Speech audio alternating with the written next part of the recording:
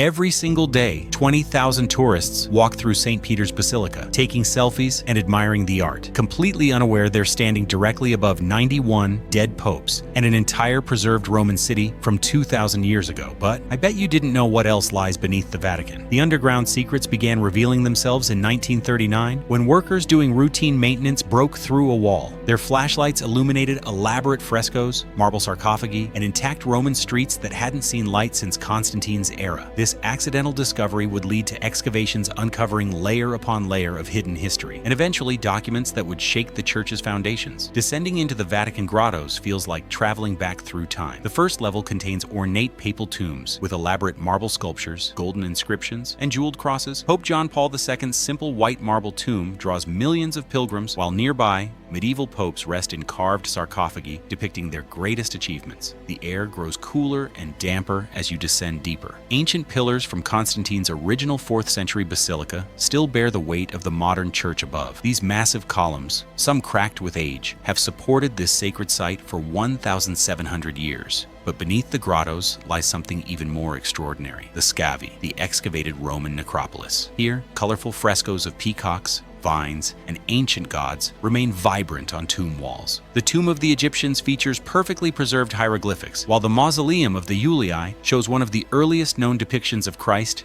as a sun god, riding a chariot across a golden mosaic sky. Walking these ancient streets, you can still read family names carved in marble: Marcus Aurelius Liberius, Valeria Vassatilla. These weren't Christians, they were pagans who built elaborate houses for their dead, complete with terracotta pipes for pouring wine to the deceased and small windows for souls to escape. The engineering marvel still amazes archaeologists. Instead of destroying this necropolis, Constantine's workers meticulously filled it with over 1 million cubic feet of earth, preserving everything like a time capsule. At the deepest point, beneath layers of history and tons of marble, archaeologists found a simple dirt grave marked only by a red wall. This humble spot, identified through ancient graffiti reading "Peter is here," became the foundation for the world's most powerful religious institution. Bone fragments found here in the 1940s were hidden for decades before Pope Francis revealed them in 2013. Hidden in plain sight is the Passetto di Borgo, a fortified corridor nearly a kilometer long connecting the Vatican to Castel Sant'Angelo. In 1494, Pope Alexander VI used it to escape French forces. In 1527, as troops from the Holy Roman Empire overran Rome, Pope Clement VII escaped through this corridor while Swiss guards fought to their deaths buying him time. Pope Clement had to pay 400,000 Venetian ducats, about $56 million in today's money, for his release. From 756 to 1870, the Papal States controlled central Italy through military force, engaging in numerous wars including the War of Ferrara and the War of the Eight Saints. The Vatican wasn't always the spiritual center it presents today. It was a military power that needed insurance against its many enemies. Beyond the tombs and tunnels, the Vatican houses another underground marvel: 85 kilometers of shelving in fireproof bunkers containing 12 centuries of secrets. These Vatican Apostolic Archives, renamed in 2019 to remove the word secret, hold documents that changed world history. Archbishop Sergio Pagano worked here for 45 years before revealing discoveries in his 2024 book Secretum. Among millions of documents, Martin Luther's 1521 excommunication, Galileo's heresy trial, the Knights Templar transcripts lost until 2001, and Henry VIII's marriage annulment request that split England from Rome. Access requires extraordinary credentials, a 4-year degree, university sponsorship, and an interview conducted entirely in Italian. Researchers can only request specific documents they already know exist. But in 2015, historian Gerald Posner gained access to financial records that had been buried for decades. What he found would expose the Vatican's darkest secret. Posner's discovery shocked even seasoned investigators. NPR's 2015 investigation revealed the Vatican was deeply embedded with German companies during World War II, bundling life insurance policies of Jewish refugees sent to death camps. Financial advisor Bernardino Nogara created a scheme investing Vatican money in insurance companies that collected on murdered Jews' policies. When survivors' families tried to claim these policies, companies demanded death certificates from concentration camps, knowing they were impossible to obtain. The Vatican received a church tax from Hitler's Reich, $56 million in today's money in 1943 alone, paid through Vatican Bank to avoid Western tracking. Harvard researcher Gerald Steinacker documented how the Vatican helped Nazi war criminals escape to South America through rat lines. Modern scandals continued this pattern. In 1982, Banco Ambrosiano couldn't account for $1.28 $1.87 billion, $4.19 billion today. The bank's president, Roberto Calvi, called God's banker for his Vatican connections, was found hanging under London's Blackfriars Bridge with pockets full of bricks. JP Morgan closed the Vatican's account in 2012 after discovering 1.5 billion euros moved through it in just 18 months.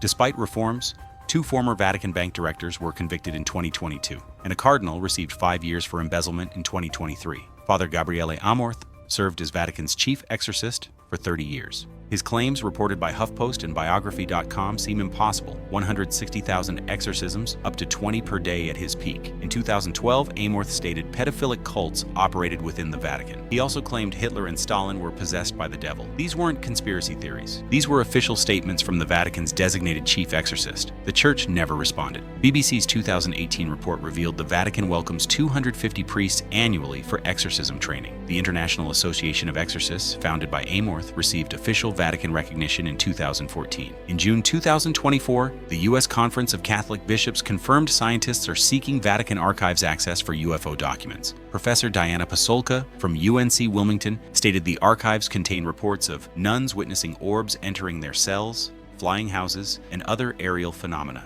Stanford's Professor Gary Nolan called the Vatican probably the oldest library system of paranormal or supernatural knowledge still extant. Vatican archivists deny having extraterrestrial documents, but provide no access for verification. Copenhagen's Museum of Erotica confirms the Vatican allegedly houses one of the world's largest pornography collections. National Review founder William Buckley Jr. and scholar Camilla Paglia have referenced this collection. The Vatican has never acknowledged it exists. The Vatican remains the only European country refusing to open all World War II archives. Archbishop Sergio Pagano's 2024 book revealed even Pope Pius, the 12th's sainthood researchers, were denied access. Neither Jesuit compiling his case ever set foot in the Apostolic Archive. Sealed documents include diplomatic communications after 1958, church figures' private records after 1922, complete Nazi cooperation files, and full Knights Templar trials. Each year, more convictions emerge. Bank directors in 2022, a cardinal for embezzlement in 2023, proving the underground corruption continues. Beneath Vatican's marble floors, the discoveries span from ancient Roman streets to escape tunnels, from Holocaust profiteering evidence to supernatural claims. 20,000 tourists walk above these secrets daily, unaware of the layers of history, crime,